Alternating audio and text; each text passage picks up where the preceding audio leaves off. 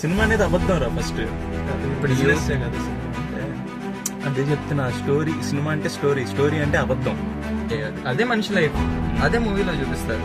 అది కరెక్ట్ గా చెప్పాల్సిన విధంగా చెప్తే ఒక జనరేషన్ మొత్తం ఇన్ఫ్లుయెన్స్ అవుతుంది. సినిమా అనేది ఎప్పుడైనా సరే ఒక అందమైన అబద్ధం సినిమా అనేది. దాన్ని అంతేగాని అందులో మనకు వాళ్ళు ఏం చెప్పవసరలా. సినిమా అనేది అబద్ధం రా ఫస్ట్. అదొక అందమైన అబద్ధం. ఎంత అందంగా చూపించాం అనేది హిట్ ఫ్లాప్ అనే దాని మీద అనేది ఉండిద్ది. ఎంత అందంగా చూపించాము అనేది హిట్ ఫ్లాప్ అనేది డిసైడ్ అయ్యిద్ది. అది కంప్లీట్లీ అబద్ధం ఫస్ట్ సినిమా అనేది. అట్లాంటి సినిమాలో నువ్వు తీసుకొచ్చి నేను ఇది చెప్తాను అది చెప్తాను, జనాలను ఇట్లా లేపుతాను, బ్యాంక్ అంటే టెంపుల్, ఇలాంటివన్నీ అవో. ఆర్జీవీని పక్కన పెట్టేసి, ఆర్జీవీ ఆబ్వియస్ బయట చెప్తాడు, బయట నువ్వు ఇంటర్వ్యూలో చెప్పు ఏమైనా. అది తీసే సినిమా అనేది అబద్ధం కాదు. లైక్ సినిమాని ఒక ప్రొడక్ట్ లాగా, ఇది ఒక కమర్షియల్ ప్రొడక్ట్, దీన్ని అమ్ముకుంటే ఇన్ని డబ్బులు వస్తాయి అన్న అలా తీసినప్పుడు నువ్వు చెప్పింది హెవీగా వర్కౌట్ అవుతుంది. బట్ సినిమా అనేది చాలా ఇన్ఫ్లుయెన్స్ చేస్తుంది మన లైఫ్ ని. ఇప్పుడు కదా సినిమా అంటే యూత్, సినిమా అనేది ఒక స్టోరీ, అదొక ఆర్ట్. ఇప్పుడు గోడ మీద గొప్ప పెయింటింగ్ పెడితే ఎట్లా ఉంటది, అట్లా ఒక మంచి ఆర్ట్ క్రియేట్ చేసినట్టు దాని వెనక ఎంత ఇది ఉంటది. అదంతా only producer, business, fans, happiness, కాసేపు విజిల్స్, ఇది వరకే చూసుకుంటే, అంత పైన సర్ఫేస్ లెవెల్లో చూసుకుంటే అదే. బట్ డెప్త్కి వెళ్తే సినిమా అనేది చాలా పెద్ద విషయం, చాలా బ్యూటిఫుల్ ఆర్ట్ క్రియేట్ చేయొచ్చు. అండ్ ఒక మంచి స్టోరీ చెప్పి ఒక లైఫ్ మార్చొచ్చు. ఒకప్పుడు దానికోసమే ట్రై చేసేవాళ్ళు, ఇప్పుడు ఎవరు దాకట్లేదు కానీ అట్లా.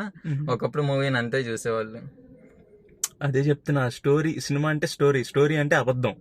స్టోరీ అబద్ధం కాదు. ఇప్పుడు నువ్వు రియల్ స్టోరీస్ ఉన్నాయి కదా అంటావు.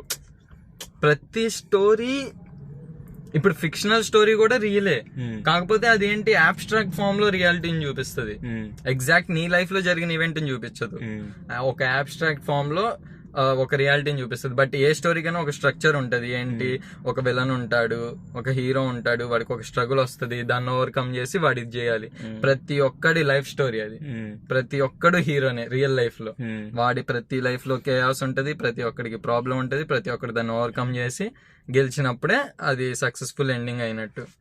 అదే ప్రతి సినిమా స్టోరీ అదే, కాకపోతే ఒక్కొక్కడు ఒక్కోలా చూపిస్తాడు.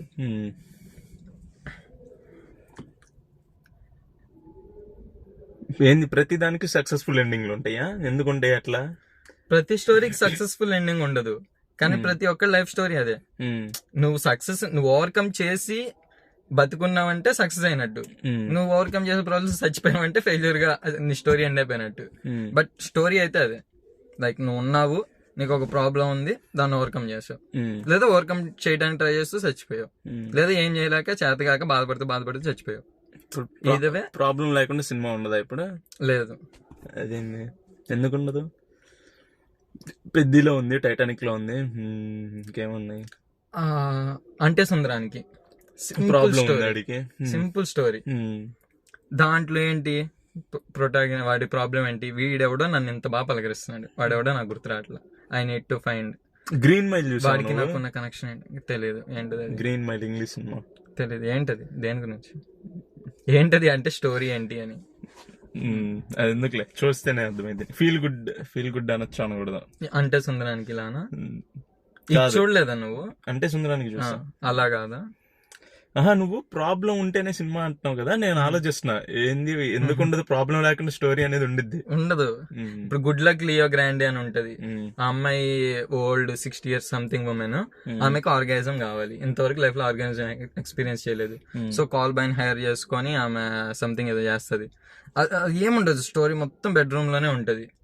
బట్ స్టిల్ దానికి ఒక ప్రాబ్లం ఉంది, లైక్ ఆమెకు లైఫ్ ఉంది, ఒక ప్రాబ్లం ఉంది, దాన్ని ఓవర్కమ్ చేయాలి, లాస్ట్ ఆర్గానిజం వస్తుందా రాదా.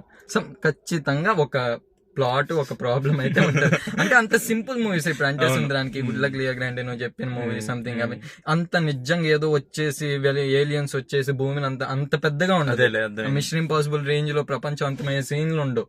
బట్ ఎంత చిన్నదైనా ఒక సిచ్యువేషన్ ఉంటది, దాన్ని ఓవర్కమ్ చేయాలి. అదే మనిషి లైఫ్, అదే మూవీలో చూపిస్తారు.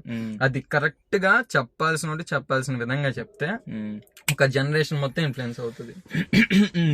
ఆ యానిమల్ చచ్చిపోతున్నాడు ప్రతి నా కొడుకు, లైక్ అదంతా ఇన్ఫ్లుయెన్స్ చేసింది సినిమా. ఒక అబద్ధం అంటున్నాం, దానికోసం ఎంతమంది పేకలు కోసుకున్నా అట్లా. అవును, అబద్ధం కదా అది, అట్లా అబద్ధం కదా అది. అట్లా వాడు అట్లా బయట జరగదు కదా, అట్లా గన్ వేసుకొని అందరిని కాల్చేయటాలు అవన్నీ జరగవు కదా, అందుకని అబద్ధం అనే వర్డ్ యూజ్ చేశా.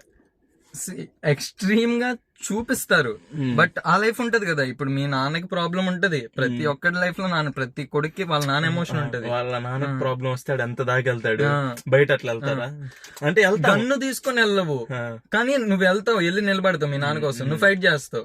ఆ ఫైట్ చేయటం అనేది సినిమాటిక్ గా చూపించాడు వాడు. నువ్వు సినిమాటిక్ గా చెయ్యవు, కానీ మీ నాన్న కోసం నువ్వు ఫైట్ చేస్తావు.